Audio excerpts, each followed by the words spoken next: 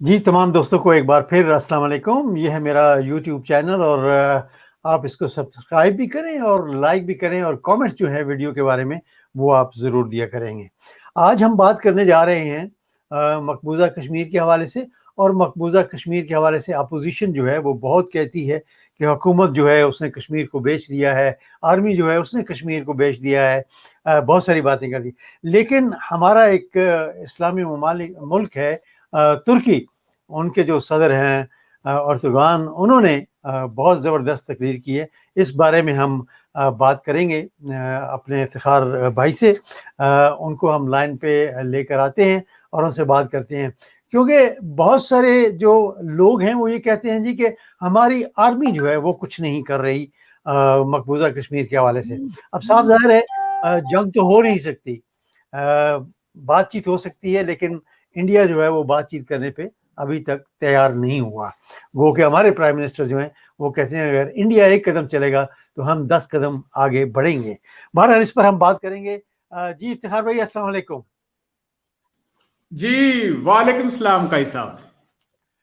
जी इफ्तिखार भाई, जो कुछ मैंने थोड़ा बहुत कहा है, आप समझते हैं कि लोग जो हैं वो आर्मी को ब्लेम करते हैं कि जी आर्मी जो है वो मकबूजा कश्मीर के बारे में कुछ नहीं कर रही, खामोशी अख्तियार किए हुए है। इसी तरह वो जो वक्त हुकूमत है पीटीआई की, उसको भी ब्लेम करते हैं। लेकिन हमारा जो तुर्की दोस्त मुल्क है, उसके सदर जो हैं उन्होंने बड़ा ज़बरदस्त एक स्टेप लिया है तकरीर करते हुए। इजराइल के खिलाफ भी वो बोले, इंडिया के खिलाफ भी वो बोले। आप इस पर कुछ तबसरा करेंगे? तैयब उर्दगान की जो स्पीच हुई है यूनाइटेड नेशंस की जनरल असेंबली में, उससे पहले मैं थोड़ी सी बात करना चाहूंगा।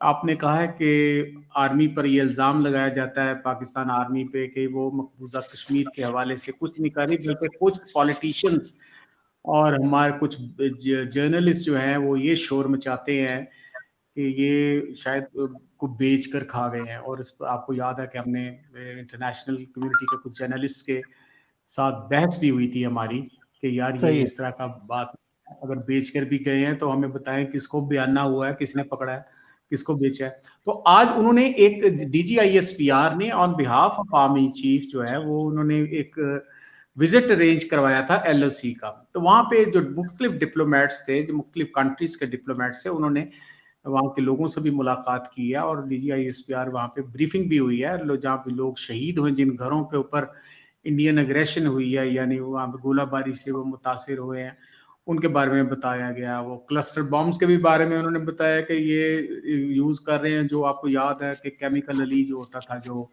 सद्दाम हुसैन का भाई था, वो जब उनकी जंग हुई थी ईरान इराक वॉर, वहाँ पे भी क्लस्टर बॉम्बिंग होती थी। तो ये जो क्लस्टर बॉम्बिंग है, ये तो जिनेवा कन्वेंशंस के खिलाफ है, ये भी उनको बताया गया। सही है। तो बाकी जो बात कर रहे हैं कि तैयब उर्दगान के हवाले से, तो उन्होंने एक एक्सीलेंट स्पीच की है। और excellent speech in the sense को, वही उन्होंने जो बातें, जो पाकिस्तान का नैरेटिव था कि 370 और 35A के बाद वो जो एवोल्यूशन हुई है, उसके बाद वो इंडिया, कश्मीर जो है, मकबूजा कश्मीर, वो एक एक इलाका महरूम बन गया, महरूमियत का एक वो गढ़ बन गया। और वहां पे जो जुल्म हुआ है उसके खिलाफ तैयब उर्दगान ने आवाज उठाई है। बल्कि वो सिर्फ कश्मीर ही नहीं, फलस्तीन के बारे में जो इसराइल की एग्रेशन है उस पर भी उन्होंने क्रिटिसिज्म किया, और रोहिंग्या मुसलमानों के जो बर्मा के अंदर हो रहा है, उनके भी मतलब हक के लिए आवाज उठाई है। तो यहाँ पे मुझे एक चीज समझ लग रही है कि शायद अब जो फ्यूचर है, जो उसमें टर्की का एक मेजर रोल जो है वो हमारे लिए बनता जा रहा है। क्योंकि देखें आप, जो फ्रेंड्स एंड फोज होते हैं वो परमानेंट नहीं होते, डिप्लोमेटिक जो हमारी जो प्रिंसिपल्स होते हैं। तो हमें देखना ये है कि हमारे जो मुसलमानों के लिए या कश्मीरियों के लिए कौन लोग हमारे लिए आवाज उठाते हैं। तो तैयब उर्दगान को वो लाइक नहीं करते सऊदी अरब वाले, क्योंकि वो इनका नैरेटिव जो है सऊदी अरब का, टर्किश जो प्रेसिडेंट है उनके नैरेटिव से बिल्कुल उलट है। और पाकिस्तान ने पूरी कोशिश की है कि आपको याद होगा मलेशिया की जो कॉन्फ्रेंस है उसको रोका गया इमरान खान को जी वहां जी पे बिल्कुल। जाने के लिए, तैयब उर्दगान की वजह से, कि वहां पे मलेशिया में भी कॉन्फ्रेंस हो रही है और दोनों का जो नैरेटिव था वो पाकिस्तान का नैरेटिव था। تو وہ پاکستان کے لیے ایک بہت بڑی ایک سیٹ بیک ہوئی تھی. لیکن پاکستان کب تک ان کے ہاتھ پاؤں چومتا رہے گا؟ اب ظاہر ہے کہ جب وہ انہوں نے ٹرکش پریزیڈنٹ جو ہے وہ اب پاکستان کے بلاک کا ایک حصہ بنتا جا رہا ہے, چائنا کے بلاک میں, رشیا کے آ گیا, نیپال, بھوٹان, اور یہ جو ہے سعودی عربیہ یہ اسرائیل اور انڈیا کا بظاہر حمایتی نظر آ رہا ہے. اور آپ کو پتہ ہے کہ بحرین اور یو اے ای نے بھی ان کو قبول کر لیا ہے اسرائیل کو, اور اس کو ایک نارملائزیشن کے حوالے سے. تو کہنے کا مقصد یہ ہے کہ پاکستان کا جو فیوچر ہے, ہمیں ٹرکی اس کا میجر رول نظر آ رہا ہے as far as Kashmir issue is concern. اور وہ ظاہر ہے کہ جو اس نے جس طرح بولا ہے وہ میرا خیال کوئی بھی کنٹری جو بات نہیں انہوں نے کی.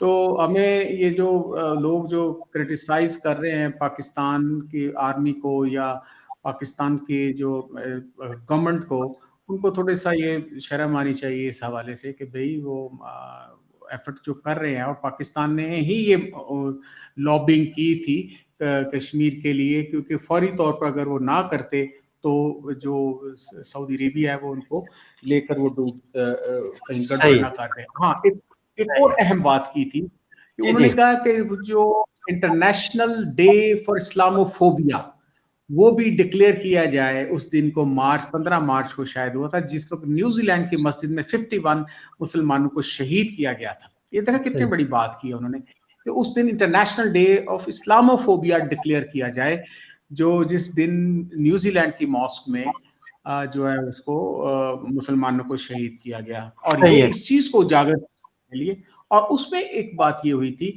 کہ اس مجرم کو جو عمر قید, کیونکہ وہاں پہ ڈیتھ پینلٹی نہیں ہے, اب اس میں جو پرائم منسٹر تھی لیڈی پرائم منسٹر, اس نے کہا کہ ہم انشور کریں گے کہ جب تک یہ زندہ ہے سورج کی کرن نہ دیکھ سکے. یہ عمر قید ہے. جی قاضی صاحب. چلے ٹھیک ہے, بہت بہت شکریہ افتخار بھائی.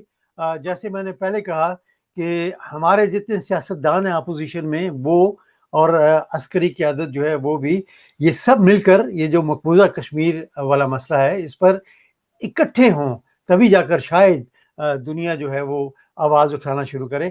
صرف ترکی نہیں, ہمارے 56 ممالک ہیں مسلمانوں کے, سب کو چاہیے کہ ایک ہو کر اس مسئلے پر آواز اٹھائیں. آپ کا بہت بہت شکریہ, تھینک یو ویری مچ. اور جی بہت شکریہ آپ کا افتخار بھائی. اللہ حافظ. جی یہی تھا ایک پیغام, اور جیسے میں نے کہا کہ کاش کہ ہمارے سارے سب سیاستدان جو ہیں وہ اور جو آرمی ہے وہ بھی سب مل کر, جو حکومت ہے وہ بھی ایک ہو کر اس مسئلے پر آواز اٹھائیں. اگلی ویڈیو تک مجھے اجازت دیجیے گا. سبسکرائب ضرور کیجیے گا, لائک بھی کیجیے گا چینل کو, اور جو کامنٹس ہیں وہ ضرور دیجیے گا. اللہ حافظ.